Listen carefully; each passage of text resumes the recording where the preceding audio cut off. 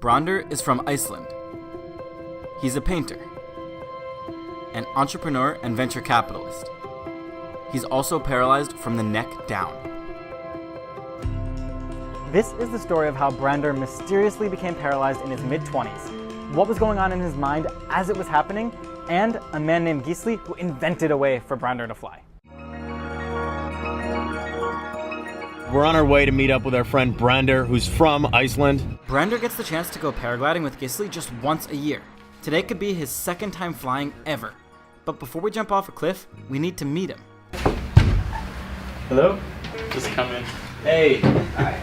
Brandur, nice to meet you. Growing up, what were your main interests? I think my life changed so much when I became disabled that I kind of lost connections with my past. I used to do judo and play basketball and, hike mountains. He was a man who prided himself on being able to do things on his own.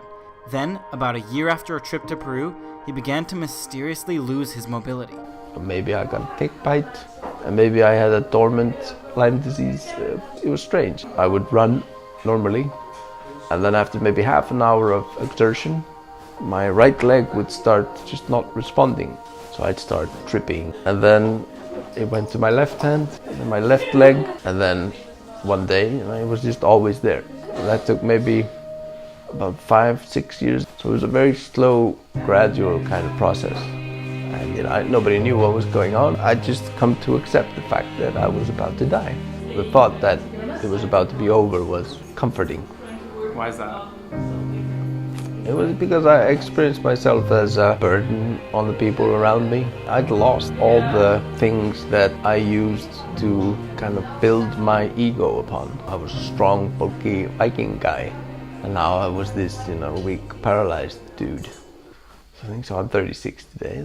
I've been stable for the past 7 years. You can imagine that moment when you realize that, I'm not gonna die, but I'm in this situation. So first project was to realize what is my potential. Brandur's life was changed forever. His dreams of who he wanted to become disappeared, and for a while, so did his motivation. But bit by bit, he started to create a new Brandur. He took online courses on Coursera, and he learned to paint with his mouth. And then I met Gisli and asked him if we could fly, and he said no. Time to go. We've been making Gisli wait. We said we'd be there by noon, and it's noon now. It's like a 2-hour drive, so we're gonna be 2 hours late. So yeah, it's time to go. Vik is a small town on the southern coast of Iceland, famous for its black sand beaches and colossal cliff faces. If the weather's good enough, Brandur will get to make his second jump today. So we've just made it to Vik. This is Gisli. Yeah. How Gisli, you run True Adventure here in Vik, and how's today looking for flying? You can see it. It's perfect. Perfect. To paraglide, you need a cliff to jump off of, so I drove up this one until this happened. Uh-oh. Are we stuck? No, you're not stuck. It's alright. So just put it in first gear. Yeah. Made it through that terrifying spot. The car was stuck for a little bit, going in reverse off the edge of a cliff. Brandur really guided us through there.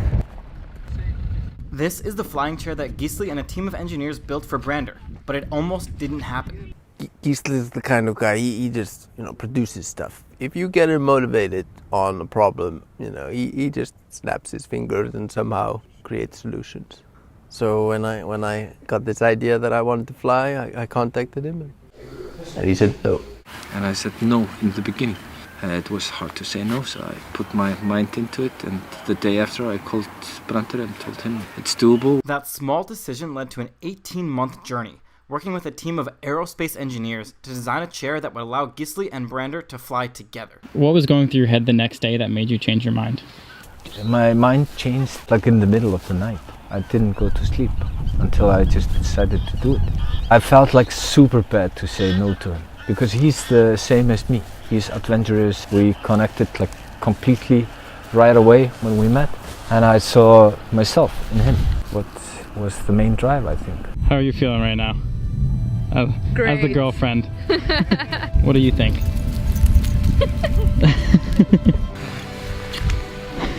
Can I also kiss him? That's all tail. Everybody gets a kiss. Okay, Brander's in the seat, they're getting the kite ready, and they are about to jump off this cliff. That's it. Let's see what happens. Ready for liftoff.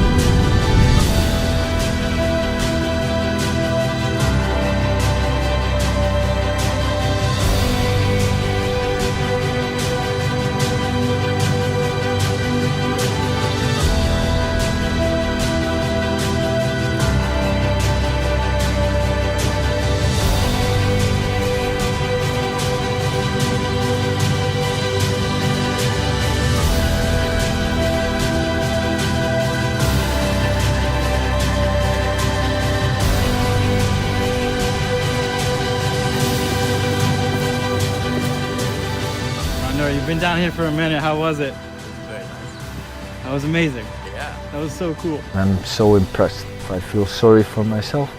I can think about Brandur. But I don't feel sorry for him. It's not like a pity. I mean, I'm just impressed. It's not what is in front of you. It's your perspective of the obstacles in your life. You can see it. If you're around him, you get affected by it. Has there been any like unexpected thing you've seen that like this has given you? My situation? Yeah, I think there are many. When I became sick, I thought I was gonna die, so there was no pressure to actually achieve anything with, my life. And that was a very liberating feeling. It kind of made it so that I was able to completely write my own story.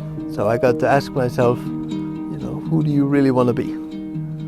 And you're not gonna be the guy you thought you were gonna be, so you can throw that book out the window. I realized that the only real thing that gives life meaning is other people. If you spend your time helping others, especially the people around you, they're gonna come and help you back. Take that and help others around them. So eventually you create like a community of people, everybody helping each other.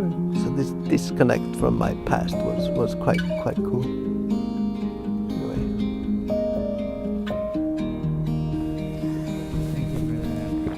I'm done. Okay. It's easy to think that your life would be over if what happened to Brandur happened to you. But for Brandur, it's still just the beginning. He is living proof that life is not what happens to you. It's how you react to it. Hanging with Brandur was an incredible reminder that we can all do a whole lot more than we probably think we could do. I'm Brandur. I'm Gisli. Rally on!